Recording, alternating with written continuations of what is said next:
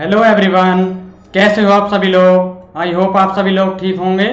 आपका इंतज़ार हुआ ख़त्म क्योंकि हम लेकर आ गए हैं आपके लिए न्यू वीडियो। बिल्कुल न्यू सिलेबस पर बेस्ड है। अभी कुछ दिन पहले सीबीएसई ने क्लास 9 से 12 तक के बच्चों के लिए उनकी सुविधा के लिए सिलेबस को 30% तक कम कर दिया है, ताकि बच्चों के लिए सुविधा रहे, उनका सारा सिलेबस जल्द से जल्द कवर हो जाए। तो इसी को ध्यान में रखते हुए हमने भी अपनी वीडियोस न्यू सिलेबस पर बेस्ड बनानी स्टार्ट कर दी हैं। तो आज ये न्यू सिलेबस पर बेस्ड पहली वीडियो है। तो बच्चों देखिए, अगर आप में से किसी को नहीं पता है कि न्यू सिलेबस में क्या क्या है, तो डोंट वरी, आप अपने साथ नोटबुक और पेन लेकर बैठिए, एक एक पॉइंट को नोट कीजिए। अगर आपके पास नोटबुक और पेन इस समय नहीं है तो वीडियो को रोक लीजिए, पॉज कर दीजिए और नोटबुक और पेन लेकर साथ आइए। जब भी आपको बिल्कुल ये टॉपिक क्लियर होंगे। बहुत इंपॉर्टेंट टॉपिक्स हैं। आज की वीडियो बहुत धमाकेदार होने वाली है बच्चों।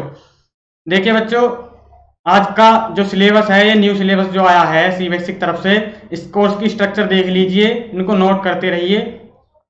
देखिए इसमें इस बार क्लास 9th की ये सब्जेक्ट का स्ट्रक्चर है, क्लास 9th साइंस का। और भी जो भी सब्जेक्ट के जो स्ट्रक्चर हैं कोर्स की, जो भी न्यू सिलेबस है, उसका मैं डिस्क्रिप्शन में नीचे पीडीएफ डाल दूंगा। आप सभी लोग पीडीएफ से वो सभी कोर्स की स्ट्रक्चर को डाउनलोड कर सकते हैं। फिलहाल हम बात कर रहे हैं क्लास 9 सब्जेक्ट साइंस से। तो देखिए बच्चों, इस बार सीबीएसई ने 3 यूनिट कर दी हैं। यूनिट फर्स्ट जिसका नाम है matter, its nature and behaviour, जो 27 मार्क्स की आएगी। यूनिट 2 है unit 2 organisation in the living world. और यूनिट 3 है मोशन, फोर्स एंड वर्क। इनको हिंदी में बता दूं तो जो पहली यूनिट है इसका नाम है पदार्थ, इसकी प्रकृति और इसका व्यवहार। ये 27 नंबर की आएगी। यूनिट नंबर 2 जो है, ये हमारे आसपास जो जीवित संसार है जिसमें हम रहते हैं, उसमें जो वस्तुएं हैं, जो पदार्थ हैं, वो किस तरह से संगठित रहती हैं, एक दूसरे से किस तरह कॉम्प्रोमाइज रहती हैं, कंबाइंड रहती हैं। ये यूनिट नंबर 2 है। यूनिट नंबर 3 में, इसमें यूनिट 3 में 3 पार्ट्स हैं, मोशन, फोर्स एंड वर्क। गति है, इसमें बल है और कार्य के बारे में इसमें बात होगी। ये भी 27 मार्क्स की है। तो कुल मिलाकर ये टोटल नंबर्स हो गए हैं 80 नंबर्स के, और 20 नंबर्स की जो इंटरनल असेसमेंट होगी। तो इस तरह से टोटल 100 नंबर्स हो जाते हैं। तो बच्चों, ये है आपका न्यू स्ट्रक्चर कोर्स का। 30% स्ट्रक्चर, 30% को सिलेबस कम कर दिया है। तो इसी सिलेबस को ध्यान में रखते हुए न्यू वीडियोस आएंगी, और ये भी वीडियो न्यू सिलेबस पर आधारित है। तो बच्चों, आज हम बात कर रहे हैं यूनिट नंबर 1 से, बिल्कुल स्टार्टिंग से लेकर चल रहे हैं। इसकी सीबीएसई ने जो फर्स्ट जो यूनिट है, इसकी थीम रखी है मटेरियल्स। जो यूनिट नंबर 1 है, इसका नाम है matter, its nature and behaviour. जो पदार्थ होता है, इसकी प्रकृति और इसका व्यवहार, इसके बारे में जानने को मिलेगा इस यूनिट नंबर 1 में। इस यूनिट फर्स्ट में 3 पार्ट्स हैं। जो पहला पार्ट है वो है नेचर ऑफ मैटर, जो पदार्थ की प्रकृति है, उसके बारे में हम डिस्कस करेंगे आज। इसमें पार्ट 1.1, इस पार्ट के भी 2 पार्ट्स होंगे क्योंकि काफी वीडियो बड़ी हो जाती है, इस वजह से 2 पार्ट्स में इस पार्ट्स को डिस्कस करेंगे, नेचर ऑफ मैटर। तो मेरा नाम है संदीप कुमार और मैं आपका फिर से स्वागत करता हूं। जो बच्चे नए जुड़े हैं उनका तहे दिल से बहुत बहुत स्वागत है, अभिनंदन है। तो चलिए शुरू करते हैं।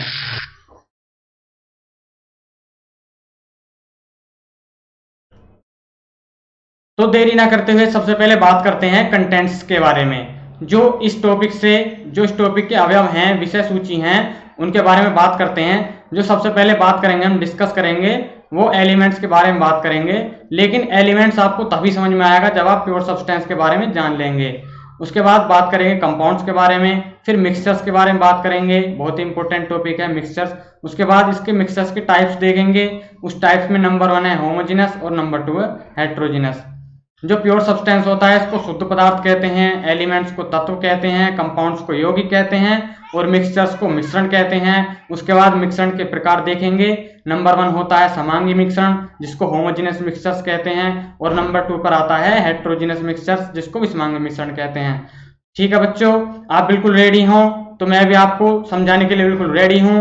नंबर 1 से स्टार्ट कर रहे हैं प्योर सब्सटेंस के साथ। कोई भी बच्चा बीच में से नहीं जाएगा, बीच में से जाएंगे तो आपका खुद का ही नुकसान होगा, क्योंकि कहते हैं ना कि अधूरा ज्ञान हमेशा नुकसानदायक होता है। तो बिल्कुल वीडियो को लास्ट तक देखिए, एक एक पॉइंट बहुत ही इंपॉर्टेंट है, नोट करते रहिए, आपका सिलेबस जल्द से जल्द कवर हो जाएगा। तो बच्चों, सबसे पहले बात करते हैं types of matter based on purity. देखिए एलिमेंट्स को समझने से पहले आपको प्योर सब्सटेंस के बारे में जानना होगा, और प्योर सब्सटेंस को भी उससे पहले हम जानते हैं कि जो प्योर सब्सटेंस है वो कहां से आया है। तो इसी के बारे में बात करते हैं। सबसे पहले देखते हैं, there are two types of matter based on purity. अगर आपने हमारे चैनल पर पिछली 2 वीडियोस देखी हैं जो मैटर से रिलेटेड हैं, तो उसमें मैटर को बिल्कुल एक एक पॉइंट को उसमें खोलकर बिल्कुल ओपनली समझाया गया है, डीपली नॉलेज दी गई है। अगर आपको मैटर के बारे में और प्योरिटी के बारे में अच्छे से जानना है तो उन वीडियोस को देखिए। इस वीडियो को आप बाद में देखिए तो बहुत अच्छे से समझ में आएगी, लेकिन मैं कोशिश करूंगा कि इस वीडियो में आपको पिछली वीडियोस का भी निचोड़ दूं, उनका भी वीडियो का आपको इस बारे में बताऊं। तो बच्चों, आप सबसे पहले जो है टाइप्स ऑफ मैटर देखते हैं, वो भी प्योरिटी के आधार पर, शुद्धता के आधार पर। जो मैटर है, पदार्थ है, उसके जो टाइप्स देखते हैं। सबसे पहले जो टाइप्स होता है वह प्योर सब्सटेंस। प्योर सब्सटेंस जिसको कहते हैं शुद्ध पदार्थ, और नंबर 2 पर आता है इम्प्योर सब्सटेंस, जिसको मिक्सचर्स भी कहते हैं, मिश्रण कहते हैं। तो चलिए बच्चों, देर ना करते हुए प्योर सब्सटेंस से स्टार्ट करते हैं आज का ये सेशन। सबसे पहले जो बात करते हैं प्योर सब्सटेंस के बारे में, इसको हिंदी में कहते हैं शुद्ध पदार्थ। तो इसके बारे में डेफिनेशन देखते हैं। The molecules of pure substance are identical and same. जो प्योर सब्सटेंस होता है, जो शुद्ध पदार्थ होता है, उसमें जो मॉलिक्यूल्स होते हैं वो आइडेंटिकल होते हैं, बिल्कुल सेम होते हैं, यानी कि एक समान होते हैं। और नंबर 2 पॉइंट्स के बारे में बात करते हैं। A pure substance consist of a single type of particles. यही इसका मतलब है कि जो सिंगल टाइप ऑफ पार्टिकल्स, जो प्योर सब्सटेंस होते हैं, जो शुद्ध पदार्थ होते हैं, उनके जो मॉलिक्यूल्स होते हैं, उनके जो पार्टिकल्स होते हैं, वो एक जैसे होते हैं। उनकी जो नेचर होती है वो एक जैसी होती है। ठीक है बच्चों, आगे बात करते हैं। On the basis of chemical composition, substance can be classified into 2 types. Number 1 is elements and number 2 is compounds. तो इसको हम हिंदी में देखते हैं। रासायनिक संगठन के आधार पर, रासायनिक अभिक्रियाओं के आधार पर जो शुद्ध पदार्थ है, प्योर सब्सटेंस, उसको 2 पार्ट्स में डिवाइड करा गया है। नंबर 1 जो है वो है पार्ट 1 एलिमेंट्स। एलिमेंट्स को हम हिंदी में कहते हैं तत्व। और नंबर 2 है कंपाउंड्स, जिसको कहते हैं यौगिक। इनके बारे में हम खूब डिस्कस करेंगे आगे। तो अभी फिलहाल चलते हैं, आगे बात करते हैं एलिमेंट्स के बारे में। एलिमेंट्स को क्या कहते हैं? तत्व। मैंने बता दिया आपको, नोट कर लीजिए हिंदी में भी अगर आपको करना है। एलिमेंट्स को कहते हैं तत्व। ठीक है बच्चों, एलिमेंट्स को कहते हैं तत्व। तो तत्व के बारे में, एलिमेंट्स के बारे में बात करते हैं। जो तत्व शब्द था, एलिमेंट्स टर्म थी, इसको सबसे पहले रॉबर्ट बायल ने दिया था 1661 में। जो तत्व शब्द था, तत्व, इसको सबसे पहले रॉबर्ट बायल ने इंट्रोड्यूस किया था, इस शब्द को पेश किया था। लेकिन उनके बाद एंटोनी लॉरेंट लावाइसिए, इन्होंने 1743 से 1904 के बीच में, ये फ्रेंच केमिस्ट थे, फ्रेंच रसायनज्ञ थे। ये सबसे पहले वैज्ञानिक थे जिन्होंने एलिमेंट्स शब्द की एक डेफिनेशन दी थी, तत्व शब्द की एलिमेंट्स दी थी, इसके बारे में इन्होंने बताया था। इनके अनुसार ही defined based on Antonio Laurent Lavoisier, he defined an element as a basic form of matter that cannot be broken down into simpler substance by chemical reactions. Okay, तो हिंदी में बात करते हैं। इनके अनुसार जो साइंटिस्ट हैं एंटोनियो लॉरेंट लावाइसिए, इनके अनुसार जो तत्व होता है वो पदार्थ का एक मूल रूप होता है, जिसको किसी भी रासायनिक प्रतिक्रिया के द्वारा, रासायनिक अभिक्रिया के द्वारा उसको ब्रेक नहीं किया जा सकता है, उसको तोड़ा नहीं जा सकता है। तो इनके अनुसार ये एलिमेंट्स की डेफिनेशन है, इसको नोट्स कर लीजिए, बहुत इंपॉर्टेंट डेफिनेशन है एलिमेंट की। आगे बात करते हैं। Elements can be normally divided into metals, non metals and metalloids. तो जो तत्व होता है, एलिमेंट्स होता है, वो जनरली सिंपली 3 भाग में डिवाइड होता है, 3 पार्ट्स में। पहला पार्ट्स होता है मेटल्स, मेटल्स को कहते हैं धातु, और दूसरा होता है नॉन मेटल्स, जिसको हम कहते हैं अधातु, और नंबर 3 होता है मेटलॉइड्स, इसको कहते हैं उपधातु। तो मेटल्स जो होते हैं, जैसे आयरन है, स्टील है, गोल्ड है, ये सभी क्या हैं? धातु हैं। इनके बारे में भी हम आगे डिस्कस करेंगे। नंबर 2 पर है नॉन मेटल्स, जो होते हैं अधातु। नंबर 3 पर है मेटलॉइड्स, जिसको कहते हैं उपधातु। इनमें मेटल्स और नॉन मेटल्स दोनों की प्रॉपर्टीज होती हैं। ठीक है बच्चों, आगे बात करते हैं प्रॉपर्टीज ऑफ एलिमेंट्स। तत्व की विशेषताएं देख लेते हैं। जो तत्व होता है, जो एलिमेंट्स होता है, उसकी क्या क्या विशेषताएं हैं। ठीक है, नोट करते रहिए। अगर आपको किसी भी टॉपिक पर किसी भी लाइन में कोई भी प्रॉब्लम आ रही है तो आप नीचे डिस्क्रिप्शन में नीचे कमेंट करके आप उसका क्वेश्चन को लिखिए, अपनी क्वेरीज को, अपनी सॉल्यूशन प्रॉब्लम को लिखिए, उसका सॉल्यूशन जल्द से जल्द आपको प्रोवाइड करा दिया जाएगा। अगर आपको हम कमेंट में नहीं बता पाएंगे तो नेक्स्ट वीडियो में जरूर बता देंगे आपकी समस्या के बारे में। ठीक है बच्चों, तो प्रॉपर्टीज देखते हैं। Metals elements usually show some or all of the following properties. जो धातु तत्व होते हैं, धातु तत्व से क्या मतलब है यहाँ पर, जो धातु होती हैं जैसे कॉपर है, गोल्ड है, आयरन है, ये सभी तो आपके आसपास घरों में जो भी सामान है नजर घुमा कर देखिए, कोई भी ये सब चीज आपके घरों में जरूर कोई ना कोई सी वस्तु इनमें से धातु होगी। जो आपके हैंड पंप है, समरसिबल है, कुछ भी चीज है, आपके बर्तन है, पोट हैं, यूटेंसिल्स हैं, ये सभी क्या हैं, ये सभी मेटल्स हैं। ठीक है बच्चों, अब इनकी प्रॉपर्टीज देखते हैं, इनकी विशेषताएं क्या क्या हैं। नंबर 1 पॉइंट के बारे में बात करते हैं, they have lustre shine. Lustre के क्या मतलब है, लस्टर का मतलब होता है चमकीला। जो धातुएं होती हैं, जो धातु तत्व होते हैं, ये क्या होते हैं, चमकीले होते हैं। ये तो आपने नोटिस किया होगा, जैसे कभी कोई बर्तन होता है स्टील का होता है या चमकीली जो कोई लोहा होता है, उस पर अगर सूरज की किरण पड़ती है, उस पर बीम ऑफ लाइट पड़ती है तो क्या होता है, वो शाइन करने लगता है, चमकने लगता है। तो ये इसकी एक प्रॉपर्टीज होती है। नंबर 2 प्रॉपर्टीज के बारे में बात करते हैं, दे हैव सिल्वरी ग्रे और गोल्डन येलो कलर। जो इनका जो कलर होता है वो सिंपली सिल्वरी ग्रे ये होता है, सिल्वरी ग्रे कलर का होता है, और गोल्डन येलो जो इनका सिंपली कलर होता है वो सिल्वरी ग्रे होता है और सोने जैसा पीला रंग होता है। ठीक है बच्चों, आगे बात करते हैं तीसरे पॉइंट के बारे में। अगर देखिए ये जो ये गोल्ड होता है, इसका रंग कैसा होता है, पीला होता है। और जो सिल्वरी ग्रे होता है जैसे स्टील है, आयरन है, इन सभी का कैसा कलर होता है, इनका सिल्वरी ग्रे होता है। आगे बात करते हैं अगली प्रॉपर्टी के बारे में, दे कंडक्ट हीट और इलेक्ट्रिसिटी। ये बहुत ही इंपॉर्टेंट इसकी प्रॉपर्टी है। जो मेटल एलिमेंट होते हैं वो क्या होते हैं, वो हीट और इलेक्ट्रिसिटी को कंडक्ट करते हैं। अगर इनमें जो आयरन होता है, जो स्टील होती है, जो चांदी होती है, कॉपर होता है, ये क्या होते हैं, ये इलेक्ट्रिसिटी और हीट के बहुत अच्छे सुचालक होते हैं, कंडक्टर होते हैं। ठीक है बच्चों, दे आर डक्टाइल। डक्टाइल का क्या मतलब होता है, डक्टाइल को कहते हैं हम तन्य। They are ductile can be drawn into wires. अगर हम इनको छीलेंगे या इनको हम बहुत ही बारीक करेंगे तो क्या होगा, जो मेटल एलिमेंट्स होते हैं ये इनको हम वायर्स में, तार में चेंज कर सकते हैं। ये देखिए कॉपर का वायर है यहाँ पर, ये देखिए इसके भी कई पार्ट्स हैं, मिलकर बनाया गया है जो कॉपर वायर है। तो ये क्या है, ये मेटल एलिमेंट्स है, तो इसकी यही प्रॉपर्टीज है। वायर जो इनके बनाए जा सकते हैं ये तन्य होते हैं, इनको खींचकर लंबा किया जा सकता है, जो वायर बनाए जा सकते हैं। ठीक है बच्चों, आगे बात करते हैं, दे आर मेलेबल। मेलेबल क्या होता है, आघात वर्धनीय। They can be hammered into thin sheets. इनका जो पीट कर इनको हम हैमर्ड करके इनकी पतली शीट्स बना सकते हैं, ये इसकी एक विशेषता होती है। आगे बात करते हैं अगली प्रॉपर्टीज के बारे में, दे आर सोनरस। सोनरस से क्या मतलब है, यहाँ पर make a ringing sound when heat. जब इनको हम आघात करते हैं, ये आपस में टकराते हैं, तो इनमें क्या होता है, इनमें आवाज होती है, एक तरह से रिंगिंग होती है, जो दे आर सोनरस। ठीक है बच्चों, ये विशेषताएं आपने नोट कर ली होंगी। तो बात करते हैं अगले पॉइंट्स के बारे में। अगला पॉइंट देख लेते हैं, मेटल्स के एग्जाम्पल देखते हैं, जो धातु होती हैं उनके एग्जाम्पल देखते हैं, उदाहरण। नंबर 1 पे क्या है, आयरन। ये तो सिंपली सी बात है, आयरन जो होता है वो धातु होता है, और गोल्ड होता है जिसका सिंबल होता है Au, आयरन का सिंबल होता है Fe। इनको भी नोट कर लीजिए अगर नहीं पता है आपको।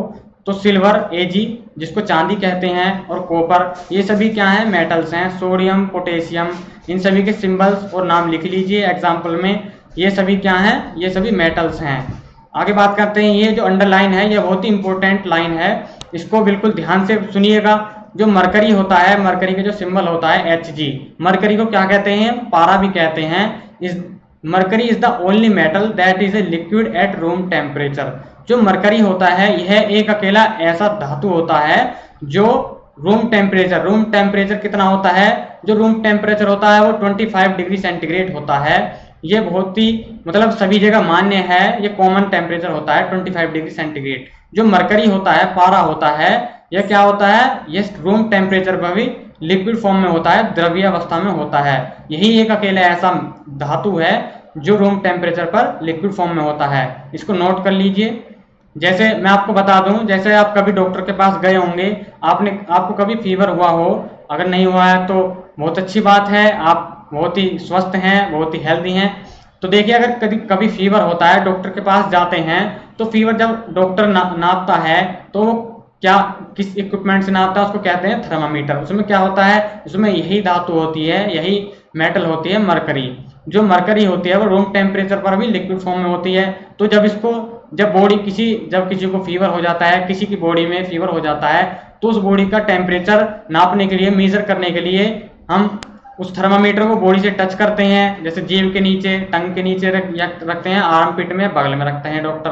तो उससे क्या होता है, जो मरकरी होता है वो जो हीट लेकर, टेम्परेचर लेकर, वो धीरे धीरे थर्मामीटर में क्या होने लगता है, ऊपर की तरफ चढ़ने लगता है। जो टेम्परेचर है ऐसे क्या होता है, धीरे धीरे ऊपर की तरफ चढ़ने लगता है। इसमें क्या होते हैं, यहाँ पर डिनोट करे गए होते हैं जो थर्मामीटर होता है, इसमें स्केल्स बनी हुई होती हैं। तो उसी आधार पर हम बॉडी का फीवर नापते हैं, टेम्परेचर नापते हैं।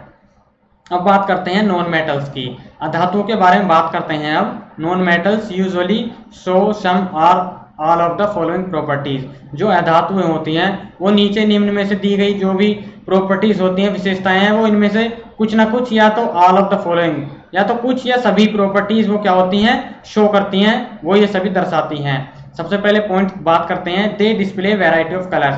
जो अधातुएं होती हैं इनमें क्या होती हैं, तरह तरह के कलर्स प्रदर्शित करती हैं, रंग प्रदर्शित करती हैं। इनमें वैरायटी होती है इनके कलर्स में।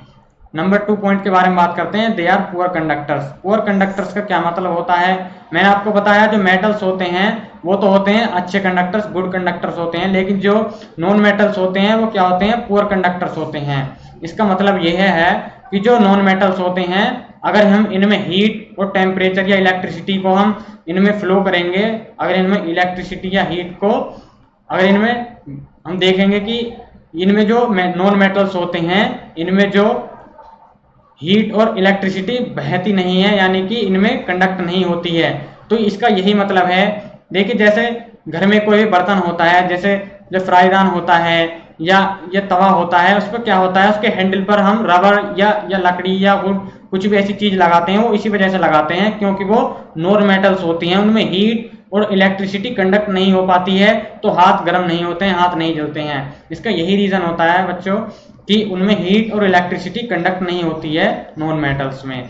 आगे बात करते हैं, दे आर नॉट लस्टर्स, सोनोरस और मेलेबल। मैंने आपको बताया था पीछे, जो मेटल्स होते हैं वो तो लस्टर्स, सोनोरस और मेलेबल होते हैं, लेकिन जो अधातुएं होती हैं, नॉन मेटल्स होती हैं, वो न तो लस्टर्स होते हैं, न ही सोनोरस होते हैं और न ही मेलेबल होते हैं। इनका मतलब मैंने आपको बताया था, फिर से बता देता हूं, जो नॉन मेटल्स होती हैं न तो इनको खींचकर वायर के रूप में बनाया जा सकता है, ना तो ये तन्ने होती हैं, और न ही ये आघातवर्धनीय होती हैं, यानी कि इनको पीट कर ना तो पतला बनाया जा सकता है और न ही ये आवाज करती हैं आपस में टकराने पर। ठीक है बच्चों, आगे बात करते हैं। अब देखते हैं नॉन मेटल्स के एग्जाम्पल। नॉन मेटल्स के एग्जाम्पल देखते हैं, इसमें एग्जाम्पल्स आते हैं, ये बहुत ही सूटेबल एग्जाम्पल हैं। Hydrogen, oxygen, iodine, carbon. Carbon में क्या होते हैं, ग्रेफाइट, कोक, कोयला, ये सभी क्या है, कार्बन के ये होते हैं। इनको हिंदी में तो अपर रूप कहते हैं और इंग्लिश में कहते हैं, इनको हम इंग्लिश में कहते हैं, चलिए इंग्लिश में अभी बता दूंगा। कार्बन्स जो होते हैं, कोल और कोक, जो अपर रूप होते हैं ये कार्बन के होते हैं, ये भी नॉन मेटल्स के एग्जाम्पल्स होते हैं। ब्रोमीन और क्लोरीन, ये सभी एग्जाम्पल्स क्या हैं, ये सभी नॉन मेटल्स के एग्जाम्पल्स हैं। आगे बात करते हैं, some elements have intermediate properties.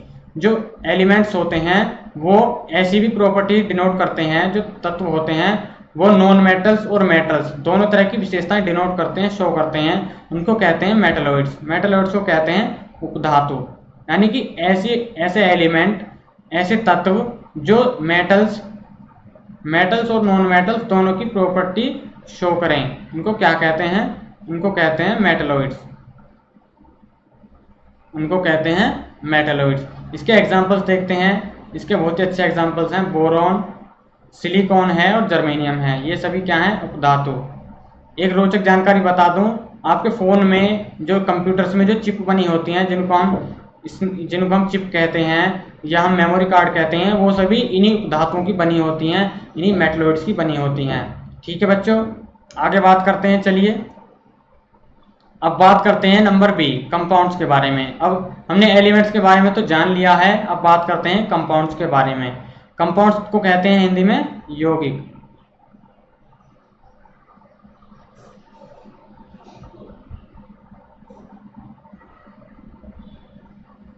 Compounds को कहते हैं यौगिक। तो चलिए कंपाउंड्स के बारे में बात करते हैं। Compounds are substance that are formed by chemical combination in different proportions of two or more elements. Note करते रहिए, साथ के साथ आप समझते भी रहिए और नोट करते रहिए। तो देखिए इसके बारे में बात करते हैं। Compounds are substance that are formed by chemical combination in different proportions of two or more elements. तो इसको हिंदी में बात करते हैं, समझते हैं, काफी अच्छी तरह से समझेंगे। जो कंपाउंड्स होते हैं, यौगिक होते हैं, वो क्या होते हैं? दो या दो से अधिक एलिमेंट्स जब किसी एक निश्चित अनुपात में एक डिफाइनाइट प्रोपोर्शन, एक फिक्स्ड प्रोपोर्शंस रेशो में मिला दिए जाते हैं तो उसको कहते हैं कंपाउंड्स। तो इसको एक बहुत ही एक अच्छी सी परिभाषा बताता हूँ। दो या दो से अधिक तत्वों को जब किसी निश्चित अनुपात में मिला दिया जाता है तो उसको कहते हैं यौगिक। ठीक है बच्चों, तो ये इसकी डेफिनेशन है, नोट कर लीजिए। आगे बात करते हैं नंबर 2 के बारे में। The properties of A compound differ from the properties of its constituent elements. जो देखिए इसका क्या मतलब है, जब हम दो एलिमेंट्स को मिलाते हैं तो उससे क्या बनता है? उससे कंपाउंड बनता है, यौगिक बनता है। लेकिन जो कंपाउंड के एलिमेंट्स होते हैं उनकी जो प्रॉपर्टीज होती हैं वो कंपाउंड बनने के बाद वो कंपाउंड की प्रॉपर्टीज अलग हो जाती हैं, डिफरेंट हो जाती हैं। देखिए इसको एक एग्जाम्पल के तौर पर समझते हैं। देखिए ये डायग्राम बना हुआ है, पिक्चर बनी हुई है, क्या है? ये वाटर ड्रॉप है, पानी की बूंद है। अब ये तो आप सभी ने जाना है, आप सभी को पता है कि जो वाटर होता है, पानी होता है, वो किससे बना होता है? हाइड्रोजन और ऑक्सीजन के एलिमेंट से, मॉलिक्यूल से मिलकर बना होता है। तो हाइड्रोजन की और ऑक्सीजन की अलग अलग प्रॉपर्टीज हैं, ये दोनों क्या हैं? गैस हैं, हाइड्रोजन और ऑक्सीजन। लेकिन जब इनको हम कंबाइन करते हैं, मिलाते हैं, तो इससे क्या बनता है? वाटर बनता है, पानी बनता है। तो पानी की अलग ही विशेषता है और हाइड्रोजन और ऑक्सीजन की अलग ही प्रॉपर्टीज हैं। तो इससे यही प्रूव होता है कि जो कंपाउंड होते हैं जब इनको एलिमेंट से बनाया जाता है मिलाकर, तो एलिमेंट्स जो होते हैं इनके, उनकी अलग प्रॉपर्टीज होती हैं और कंपाउंड्स की अलग अलग प्रॉपर्टीज होती हैं। चलिए आगे बात करते हैं। वाटर के बारे में। Water is made up of hydrogen and oxygen elements. जो पानी होता है, वाटर, वो क्या होता है? हाइड्रोजन और ऑक्सीजन एलिमेंट से मिलकर बना होता है, ये मैंने आपको भी बताया।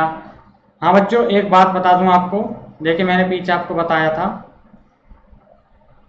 हाँ, ये सभी क्या होते हैं? कार्बन के, इनको हम कहते हैं आइसोटोप्स। आइसोटोप्स कहते हैं इनको, कहते हैं अपर रूप। तो इसको भी नोट कर लीजिए, आइसोटोप कहते हैं कार्बन के इन्हें। माफ कीजिए, मैं भूल गया था, ध्यान में नहीं आ रहा था। तो चलिए अब बात करते हैं, यहाँ तक हमने बात कर ली थी। अब बात करते हैं, the properties of water is different from the properties of hydrogen and oxygen.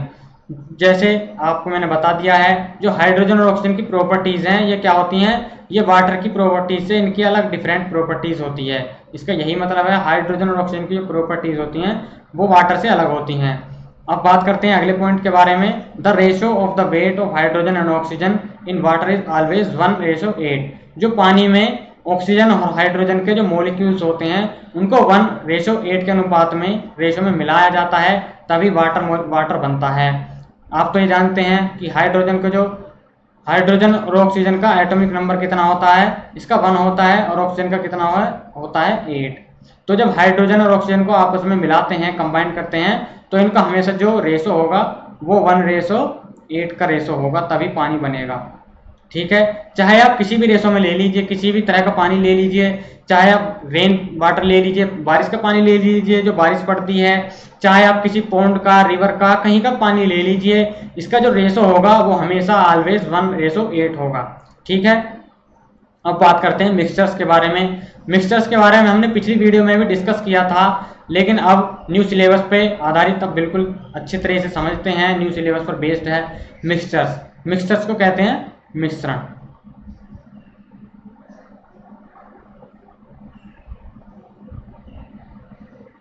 ठीक है, मिश्रण के बारे में देखते हैं। Mixtures in chemistry when 2 or more different substances mix with each other in any proportions which are physically combined not chemically are called mixtures.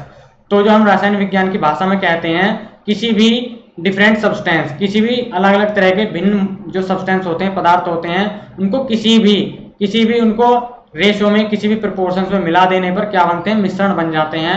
चाहे उनको किसी भी प्रोपोर्शंस में, किसी भी कॉम्बिनेशन में मिला दिया जाए, वो मिक्सचर्स होते हैं। लेकिन जो मिश्रण होते हैं, इनके जो एलिमेंट्स होते हैं, पदार्थ होते हैं, ये फिजिकली कंबाइंड होते हैं, यानी कि ये भौतिक रूप से फिजिकली कंबाइंड होते हैं, ना कि केमिकली।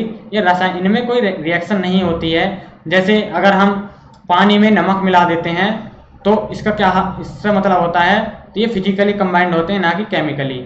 किसी भी तरह का जो मिश्रण बना देते हैं, चाहे आप एक तरह की वेजिटेबल्स में दूसरी तरह की वेजिटेबल्स मिला दीजिए, चाहे आप किसी भी तरह के कोई भी, आप रेत के कणों में आप कॉपर की चीज़ या नमक का कुछ भी मिला सकते हैं, साल्ट के मॉलिक्यूल्स मिला सकते हैं, तो वो फिजिकली कंबाइंड होते हैं, ना कि रासायनिक रूप से, केमिकली रूप से। इसी को कहते हैं मिक्सचर, उसको कहते हैं मिश्रण। चलिए आगे बात करते हैं। In other words, a chemical reaction does not occur between components of mixtures. दूसरे शब्दों में कहें तो जो केमिकल रिएक्शन होती है वो मिक्सचर्स के अंदर नहीं होती है। जो मिक्सचर्स जब बनाए जाते हैं, दो सब्सटेंस को, पदार्थ को मिलकर बनाए जाते हैं, तो उसके जो अवयव होते हैं, कंपोनेंट्स होते हैं, वो क्या होते हैं, उनमें कोई भी केमिकल रिएक्शन नहीं होती है, उनमें रासायनिक कॉम्बिनेशन नहीं होता है। आगे बात करते हैं, कुछ एग्जाम्पल्स देख लेते हैं। जैसे सी वाटर, समुद्र का पानी है, ये क्या होता है, समुद्र का पानी क्या होता है, बिल्कुल खारा होता है, उसमें साल्ट की मात्रा बहुत ही ज़्यादा होती है। जो नमक होता है वो नमकीन पानी होता है, इसलिए उसको पी नहीं सकते। तो वो क्या होता है, वो वेरियस साल्ट्स एंड वाटर, वो पानी का और नमक का मिश्रण होता है। एयर, जो वायु होती है, उसमें क्या होती हैं, डिफरेंट टाइप्स ऑफ गैस होती हैं। उसमें सबसे ज़्यादा कौन सी गैस होती है, नाइट्रोजन, फिर ऑक्सीजन, कार्बन डाइऑक्साइड और आर्गन, नियॉन, ये सभी एटसेट्रा, बाकी सभी तरह की गैसेस, मॉलिक्यूल इसमें एयर में प्रेजेंस होती हैं। आगे बात करती हैं इंक, जो स्याही होती है, आपके पेन में जो अवेलेबल है, जो मौजूद है इंक, वो क्या है, different types of coloured dyes, वो जो तरह तरह की रंग बिरंगी डाई होती हैं, उनका मिक्सचर से इंक बनती है। ठीक है, ये सभी मिक्सचर्स के एग्जाम्पल्स हैं। अब आगे बात करते हैं एग्जाम्पल्स, और देख लीजिए, ये आपको बहुत अच्छे समझ में आएंगे, क्योंकि ये आपके सामने चित्र के द्वारा, एक पिक्चर के द्वारा शो हो गए हैं। देखिए, सबसे पहला जो एग्जाम्पल है, ये क्या है, ये गिलास में पानी है, वाटर है गिलास में। अब इसमें एक स्पून, आधा स्पून या पूरी स्पून जो चम्मच है, उसमें साल्ट मिला रहे हैं। धीरे धीरे देखिए, जो साल्ट है ये धीरे धीरे पानी में मिल रहा है। तो क्या होगा, जो साल्ट है पानी में घुलना स्टार्ट हो जाएगा। जब तक इसको हम घुल नहीं जाता, तो इस घुलने के बाद क्या होता है, ये वाटर का और साल्ट का मिक्सचर बन जाता है। तो ये मिक्सचर का एक एग्जाम्पल है। आगे देखते हैं, mixtures of salt and sugar. ये क्या है, ये चीनी का और नमक का मिश्रण है। जो साल्ट एंड शुगर मिक्सचर है, ये इस बाउल में ये क्या है, ये शुगर है, चीनी है, और ये नीचे क्या है, शुगर। तो इनको जब हम मिलाएंगे तो क्या होगा, साल्ट का और शुगर का मिश्रण बनेगा, मिक्सचर तैयार होगा। जो मैंने आपको बता दिया है, जो एयर होती है हमारे वातावरण में, हमारे एटमॉस्फेयर में जो एयर होती है, उसमें क्या होता है, डिफरेंट टाइप्स ऑफ गैस मौजूद होती हैं। जैसे carbon dioxide, oxygen, nitrogen, argon, ये सभी क्या है, ये एयर में मौजूद होते हैं। तो क्या होती हैं, ये गैसों का मिश्रण होती है, हवा, वायु। ठीक है, अब बात करते हैं टाइप्स ऑफ मिक्सचर्स। ये बहुत ही इंपोर्टेंट टॉपिक है, टाइप्स ऑफ मिक्सचर्स। इसको बिल्कुल नोट कर लीजिए, दिमाग में बैठा लीजिए। देखिए, बहुत ध्यान से पढ़िए, कहीं की कोई होपलेस होने की बात नहीं है, आराम से पढ़िए टाइप्स ऑफ मिक्सचर्स के बारे में। अब बात करते हैं types of mixtures. There are two main types of mixtures. जो मिक्सचर्स होते हैं, मिश्रण होते हैं, ये सिंपली दो तरह के होते हैं। इनके जो दो तरह के प्रकार होते हैं, नंबर 1 होता है होमोजेनस और नंबर 2 होता है हेट्रोजेनस। होमोजेनस को कहते हैं समांगी मिश्रण और हेट्रोजेनस को कहते हैं विषमांगी।